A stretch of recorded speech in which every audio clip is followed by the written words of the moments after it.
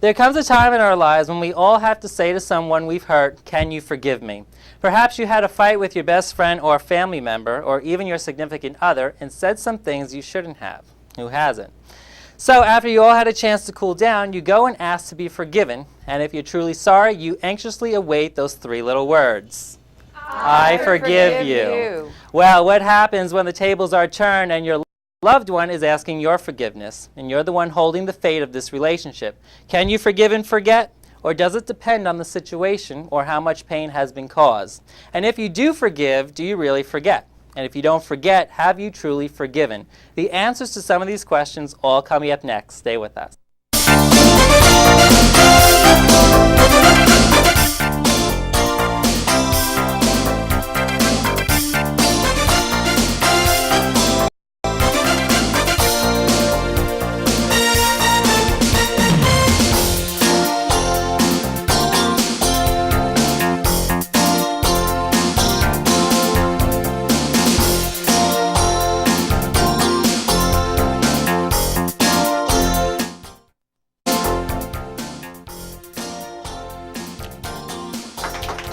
Thank you, everybody, and welcome. Forgiving and forgetting, that's what we're talking about today. First off, is it possible or does it depend on the situation?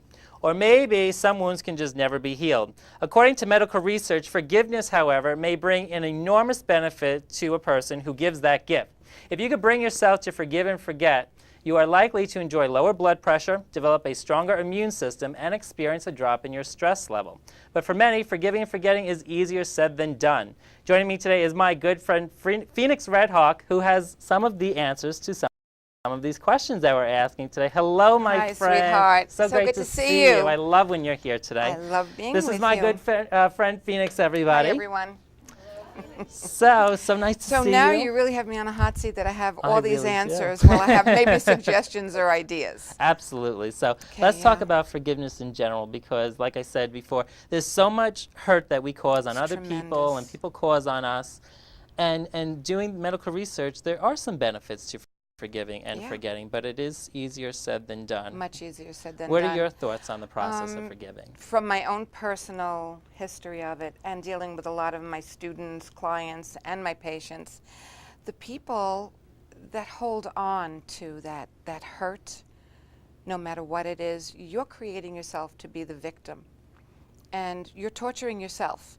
There was a saying, and I will have to, put my own words to this, I don't know it verbatim, that when you're carrying a grudge against someone, it's as if you took poison and you expect them to die from it. They're going on about their life, doing whatever it is they do, and you're holding this grudge, you're holding this anger. How can you be a healthy person feeding yourself with all this negative energy and these terrible thoughts that you're having? It has a tremendous impact on you. And we've all been hurt. Absolutely. And in the same respect, we've all hurt other people, hopefully not knowingly, but it goes around and around. It is a very vicious cycle, and as long as we are alive walking this earth, we will create little wounds on others, and they will create them on us, and it's basically, what are you going to do about it? Right. We were talking before the show, a few of us, of when you're wounded and when you're hurt, what do you do? And it depends on the situation. It depends on the situation, definitely. Absolutely. Forgetting is not so easy, but if it's that difficult, then hopefully it's a situation and a relationship that you can walk away from. Work on forgiveness, work on letting go of it, and then if you have to step out of whatever that is, even if it's a sister, a brother, mother or father, and step away from that unhealthy, from that toxic, poisonous relationship. And the question that I asked earlier in my introduction is, if you don't forget, have you truly forgiven? Because when you really think about the question, you're still carrying that burden with you, I feel like, that the fact that it's still on your mind, you haven't forgotten about what happened. So have you really forgiven the person who have hurt you? It's time. Time really does smooth things out. Excuse me, when I think back into my own history, to when I was married to a very challenging person who was an active alcoholic, who, because of the disease, did a lot of really unforgivable things. And we are divorced now well over 15 years. And I've come to a very different place in my life. weeks and months could go by that I don't think of him and or the things that he did to myself and the children. Right. So it does, sometimes it takes so many, many years. Have you forgiven him? Yes, because I realized that he was a sick person. And also, there's this wonderful book that I think you and I talked about before. It's Don Miguel Ruiz is We the have author, discussed it. and it's the 4 agreements. And one of the agreements is not to take anything personally. Another one is not to make assumptions. And for so many of us, the way that we've all grown up is if someone does something, like say girlfriend, boyfriend, somebody broke up with you, you're heartbroken. What did he do to me? I'm looking at her, right? What did he do? And you're furious with him, but it really had nothing to do with her. This is him, his own agenda, and the things that he needed to do. It could have been anyone. So what do you choose to do with it? Yes, feel the feelings, deal with the feelings. And if you don't get on with your life, who's suffering? If I continue to think about all the things that this person did in our marriage and through the divorce, he would be living in my head rent-free. He's going on, having a wonderful life, and I would be torturing myself. I wouldn't be able to go on. Right. Like the people that you have the clips that, we'll be seeing. Absolutely. If they did not go through this tremendous work of forgiveness, you don't forgive for the other person, you forgive for yourself. Absolutely. What I had taught all 4 of my sons before they left home. I gave them all recipes. They knew how to cook, clean, and do for themselves, and they were also taught that when you do something and you need to ask someone for forgiveness, you do it for yourself. They have the option to say, no, I cannot forgive you, or yes, I do forgive you. But you ask for the forgiveness, for that pardon, because you truly realize what you have done was either cruel words or an action, whatever the situation was. You ask for that forgiveness for yourself, not for them. It's up to them whether they accept it or not. Right. And would you say in a marriage, something like what you were just describing, not that you have to tell us that personal story, but is it harder to forgive a spouse and a very close family member as opposed to a best friend or a perfect stranger that has done something? I mean, does it truly, truly depend on what the situation is with and who's involved? I think it always depends on the situation, whether it is, your significant other or a very good friend or your boss or a coworker. It depends on where you are emotionally and where you are on your life's journey. How evolved are you?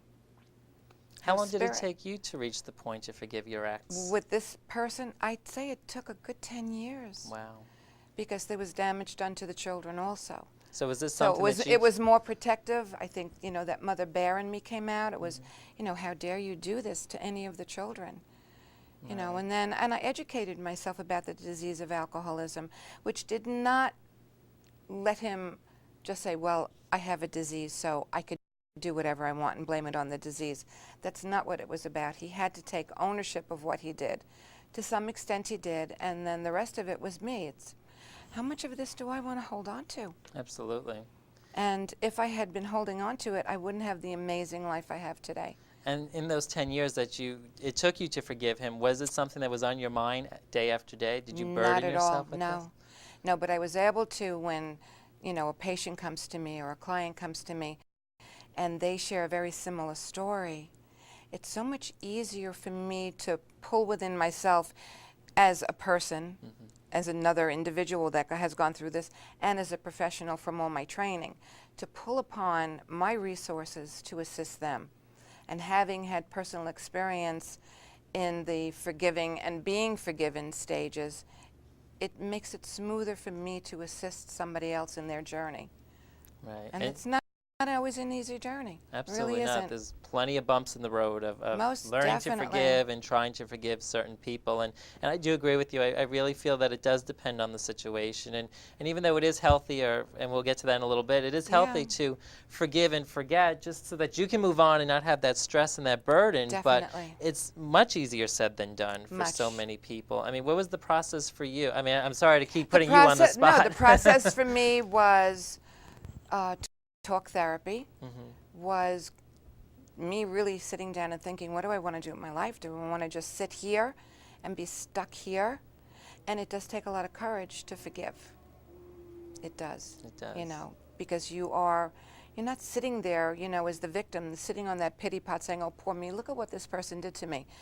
I couldn't imagine how long anyone else wants to listen to it. How long would I want to listen to myself? You know, listening to myself do that?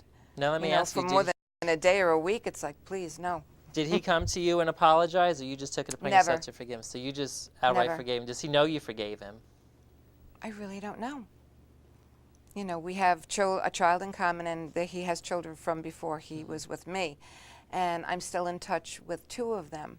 And they're darling, you know. I love them with all my heart, you know, as much as I love my own biological children.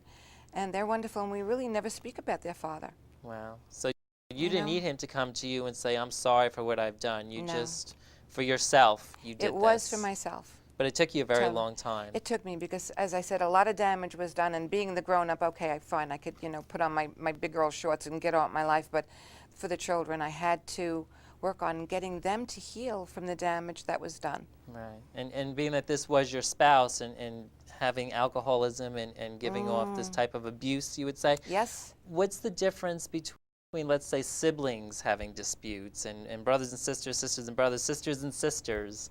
You know, what's your thoughts on forgiveness when it comes to siblings? It's also individual. There are some siblings that you are so close with, it's as if you share one heart. And then there are siblings that if you never saw them again in your life, you really wouldn't miss them. Right. You know, so it really has to be, what is the relationship with that person, with that sibling, with that best friend? Right. And probably if they are very close and they do have a dispute, it might be something that can be forgiven in a very short period of time, or it could take many years. Again, it depends on the relationship. And do you both want to get on with having a relationship with each other? Do you? My oldest sister, I had 2 sisters, one passed in September. I'm sorry. Thanks, honey. And my oldest sister lives in San Diego, and we have tiffs once in a while because I will be the baby sister until I'm 110. So if I don't listen to my oldest sister, it's, you know, like a slight rift going on. And she might not want to talk to me for a day or 2. It's never anything big. It's almost like a lover's spat. It's never anything big, and making up with my big sister is always great. You know, we're always happy to hear from each other, and we don't hold on to it. We choose not to hold on to it. When the sister passed, the middle sister passed in September, we had a lot of differences. She's not as a compassionate nature as I am, and my heart really went out to our nephew and to what was going on in the situation. My sister lived out of the country, and I felt a lot from my nephew, and my oldest sister did not feel that. So there was tension there. Yeah. But I needed to realize, is this worth losing the relationship with my only sister, challenging her on what I feel is heartless behavior? Right. And it wasn't worth losing a relationship with my only sister. So did it bring you closer together? Yes.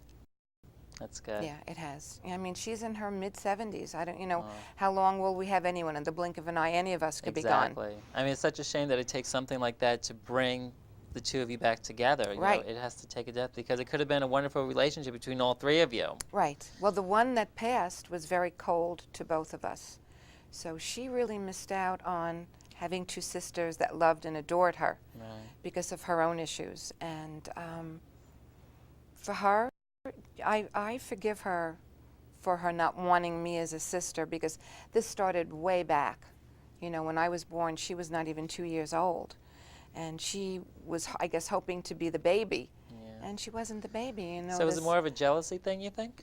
That's what I was told. That's what she had said to people, you know. And she couldn't help herself. So how could I stay mad at her?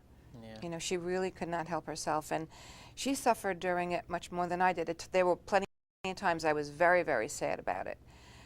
But it was also another instance of, am I going to sit with this for my whole life? Or am I going to have the best life that I can? Wake up every morning and say thank you, and what can I do today to bring joy into my life? I think so many people in your situation, being that sister that's trying to have a relationship with her other 2 sisters, I mean, how long did you really try for to have her come around and just, you know, love you as a sister as you've loved her, obviously? Oh, the older one, we've always had a very good relationship. The middle one that passed away, I was always working on it. And it's got to be exhausting. And it was very frustrating, and I finally, oh my goodness, I finally just said, what am I doing? And it wasn't that long ago, maybe 20 years ago. Wow. Yeah, maybe 20 years ago. Wow. So how when long it do you was for people naught. think, in your situation here, being the sister that you're trying to have this relationship, do you put a time frame on how You- long you should try? I didn't put a time frame. I think emotionally and probably mentally and physically, I got sick and tired of being sick and tired of being rejected. And that happens in all our relationships, and it happens a lot with forgiveness. When you approach someone to ask for forgiveness, and we really should only do it when it is truly sincere, coming from our heart and from our solar plexus. When it's coming from truly within, ask for forgiveness. Don't ever do it if you don't mean it. And so many people, I think, do. And that's another... And the other person knows that it's lip service. You know, That's a good terminology for it is. It's lip service. And I personally, I can't say I'm sorry if I'm not sorry. Right. You know, and if someone doesn't want to speak to me, I do appreciate it if they tell me I'm angry with you or I just don't like you. Right. You know, just, be honest about it. Absolutely. Yeah. And there are major health benefits. I know for some people that can't forgive a sibling or a family member, there are benefits though, but you have to, like you say, you have to truly be sorry or truly forgive the person to be Yeah. able to experience those health benefits. And And- some of them are lower blood pressure or Oh, lower tremendously. stress level. Tremendously. And depression, when we hold on to that issue and we're not letting go of it, you're leading yourself right down into depression.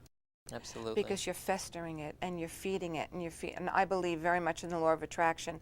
So what we say, what we think, and how we behave is exactly what we're attracting to ourselves. So if you're going to sit and you're going to dwell and you're going to stir that cauldron about he did this to me or she did this to me, what are you feeding yourself? And you will notice, I think we'll all notice, like when you go through your day, you're in a department store or wherever you are, and you take a look. I love to people watch, and you look at someone's face and you can pretty much tell who is holding on to a resentment from their body language, from their faces, from the expression on the face. And it's not just that you look at someone that might be sad, you're looking at someone that has it ingrained in them, almost a hatred that they're feeding and they're feeding and they're feeding, and they are so willful they don't want to let go of it. Because Right. it's serving a purpose for them. It's almost like a Joan of Arc syndrome, I call it. Stop wearing Joan of Arc's underwear because Right. being the martyr isn't really going to get you anywhere in this life. If you just keep doing that, what are you creating? Absolutely. You're creating a life of misery and darkness for yourself rather than stepping out into the light and saying, hey, I'm going to have a happy dance today. And it's all personal. Some people, sadly, Jason, want to be in that place of, look at me, look at how miserable I am, look at Woe my me. body language, oh poor me, oh poor me. Right. And I don't think you, I, or anyone here in the studio fits that description, thank No, goodness. we have great energy in the studio Yeah. today. A fantastic Yeah. audience is with us today. So thank you for joining us again. Yeah. But as a holistic healthcare, I can't talk today, healthcare specialist, what are some of the steps in taking to forgive somebody and take advantage of those health benefits of lowering your stress level, not carrying these burdens with you? You have to acknowledge it, number one, and sometimes that's the hardest step, is to acknowledge it. And number two, to be willing to look at yourself to do this. If you're looking to ask someone for forgiveness and they're not budging, and you've approached them and they're not budging, I do have some patients that it is a long walk for them to get through this process. And some people who have been hurt really, sadly, like being able to point the finger at, look at what he did to me, look at what she did to me. Right. And they're still there. And after a few visits, if I see they're still stuck, I tell them I'm not the person that could help you because, you're just coming to see me and you're not wanting to go any further. I always Absolutely. suggest other types of therapy. At the SUA Center where I am, 2 days a week, we offer so much there. We will be having acupuncture. If we don't have it there, I do suggest someone go to get some massage work done. you know, go exercise, go take a yoga class, take a Pilates class, start opening yourself up. If you get a massage or you're really going to be in your practice of yoga or Pilates, you have to look within. Absolutely. You know, you go to kirtan, go to chanting, and it's very and relaxing. allow it to move you and start acknowledging what it feels like to feel lighter, to not hold on to this. Because the only person you're really punishing is you, and you're pushing yourself. everyone else away from you. And then you can, you know, whine and carry on about no one wants to be with me, and you need to take a look in the mirror. Excellent. You Well, know. great advice. Thank you. Thank We're you, going to take a honey. break here, and we come back more with Phoenix Redhawk, and we're also going to be showing you clips of several guests that appeared on our show in the past year who found it in their hearts to forgive somebody who has drastically hurt them. We'll be right back. Thank you. I have no idea what I said. If you're going to be in the Riverhead area and would like to be part of our live studio audience, all you have to do is write for tickets. Please include your name, address, and daytime phone number. Email thejasonshow@yahoo.com.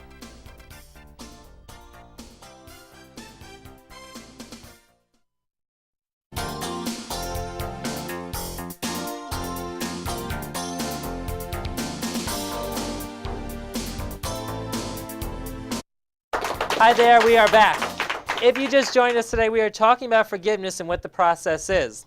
Since premiering last year, we've met many inspirational guests that have graced our stage, and two women actually come to my mind when talking about forgiveness. One is Deborah Albright. We're going to show you her clip now. If you don't remember, she was on our show several months ago because a drunk driver had claimed the life of her husband just days before Christmas. Take a look. So sad, though, and you've actually found the strength. And this is something that I'm going to ask you to explain, because we did an audience poll today on our Facebook page about forgiving and forgetting somebody that takes, you know, a loved one from you in a drunk driving accident. You forgave the man that did this, that took the life of your husband. How did you do that? I forgave him at first because it's what God calls us to do. And I said the words, but I knew my heart wasn't in it. And I kept saying the words, and I went to one of his arraignments, and I saw him, and I've never felt so much anger in all my life. I stared at him, and I wanted to just make him hurt the way I hurt. And I felt like that for a very long time, but it wasn't good for me. It wasn't helping me. And I knew I had to forgive him, but I also knew I could not do that without God's help. And when I saw him at the sentencing, he looked like a broken man. He didn't look the same. He said he was sorry. Do you believe he was? Was he remorseful? I believe he was remorseful. I don't ever in my heart believe he set out to do what he did. And the impact of it, I think, will haunt him the rest of his life. I know his friend was in the audience of the courtroom with me, and he came up and hugged me afterwards and said, "Thank you so much for forgiving," and that I pray, you know, he can accept this and other people will never ever do this again. And our next clip is a lovely woman that we've met as well, and you probably remember her story from being on our show and back in November 2004, Victoria Rivolo. She was the lady that had a 20-pound frozen turkey hurled through her windshield. It was a teenage prank that had gone terribly wrong, which left many bones broken in her face, and she went under numerous cosmetic surgeries. Take a look. You feel it. I feel it every day. I can never forget, because I always feel it. But it doesn't matter because I'm alive and I could talk about it. So how amazing is that? It is. I mean, you, like I said, you were just such an inspiration, and your story has Oh, been thank you followed so by much. so many people, including myself, since it happened back in 2004. So, I mean, I have to ask you, I mean, how did you not take out all the tragedy that you've had in your life from your brothers passing away? I mean, some people in your family died more tragic than others. How did you not take that anger and that emotion out on this kid and say, yeah, let him have the 25 years? I mean, to most people, that would be their breaking point. Well, you know what, though? How can I put that on him when he had nothing to do with that? And that was just, unfortunately, there's so many people in this world that have so many tragedies happen to them. I'm not the only person.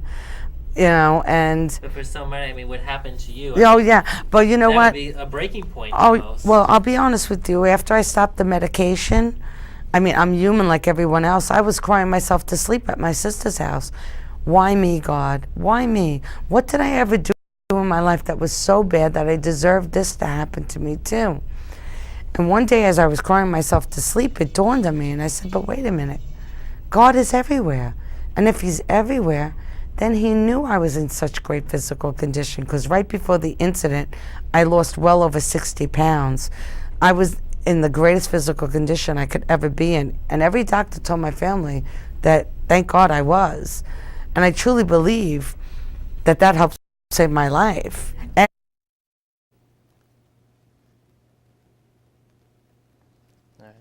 Very powerful shows that we took a look at. Phoenix, I understand you Very. do have some notes that you'd like to share with us. I do, yes. I would love to share some of these here. Forgiveness is the key to your own happiness. Forgiving someone else takes moral courage. It ends the illusion of separation, and its power can change misery into happiness in an instant. And they call this a love note. You know that you have forgiven someone when he or she has a harmless passage through your mind, which I had said earlier. Right. And there's a developmental psychologist at the University of Wisconsin, brilliant gentleman, Robert Enright, and he defines forgiveness: giving up the resentment to which you are entitled and offering to the person who hurt you friendlier attitudes to which they are not entitled. Research has shown that people who are deeply and unjustly hurt by others can heal emotionally and in some cases physically by forgiving their offender, which would fall under that umbrella of the two clips that you just showed. Right. You know, really, really amazing. What are your thoughts on those clips that we just showed about those amazing women? They are amazing women. I don't know that I'd be capable of that. Me either. You I know. mean, I guess when you're faced with it as they were, and for Deborah especially, because her story is so clear in my head, it really was a healing process for her. And she, not that she'll ever forget her husband and the Never. father of her children, but she still has these kids to look after that are very young, all under the Yeah. age of 10. Yeah. So, you know, she kind of has to find a way to cope and to move forward, to take And care to of get these on children. with her life, to get on with her life. And it is, as we all said, so much easier said than done. Absolutely. You know, to work on that forgiveness, because when we don't, we're the victim. You know, and these two women have such amazing courage to step out of themselves and forgive these people that have done these heinous things to them. Absolutely. It's just absolutely amazing. Do you remember Victoria's story from back in November? Yes, I do. You do. Wow. And what was your Yeah. thoughts on that whole situation when it happened? I can't fathom it.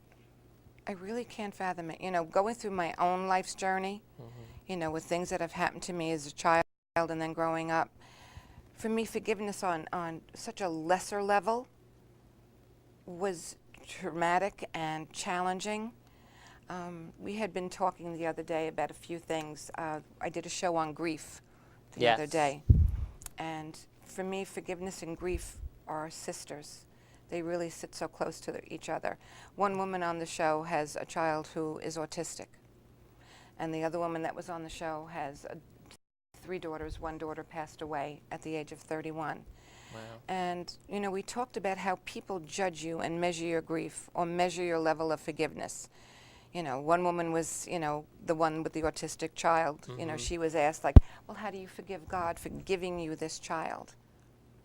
You know. Right. And it's not... It's so beyond that. So beyond Absolutely. that. And the other one who had lost the daughter at 31. And she says things that truly shock people. She said, my daughter's passing is a blessing. Because how my daughter passed, she did not suffer. She wasn't beaten to death by the man that she lived with. Right. You know, her daughter did pass through drug overdose. But how this woman dealt with it is she felt her daughter went to sleep and didn't have to deal with any pain. So forgiveness and grief are just so related to each other They are. that And overall, it's a process. And maybe Tremendous time process. can heal all wounds, but certainly maybe there's a way that people can cope, and I think you provided a great deal of information that people can at least have stepping stones to either forgive or to forget and just move forward, and definitely take advantage of those health benefits, benefits. of letting go of some of the pain. And do you want to have joy in your life or not? If you choose Exactly. to have joy in your life, work on letting it go, and if you can't do it by yourself, reach out and get help from someone. Absolutely. And if that therapist or that doctor cannot help you, interview them. See who you resonate with. You know, I'm a very big advocate of interviewing your doctors and your healthcare providers. You interview an electrician, you interview your car mechanic. Why wouldn't you interview the person that you would like to be co-pilot with you in your Absolutely. healthcare mentally and physically? Well, Phoenix, thank you so much. I always love when you're on the Thank show, you and you've so been much here for several having me, honey. times. Definitely tune into Phoenix's show Monday mornings at 10 a.m. 10 here a.m. on Channel 20. They say that time does heal all wounds, and being able to forgive doesn't necessarily mean you will forget. You may never forget the pain or anger someone has caused you, but being able to forgive can at least allow you to move forward to be a stronger, healthier you. For more information on today's show, please visit our website at www.jasongalka.wix.com/JG. Thank you at home for watching. See you next time.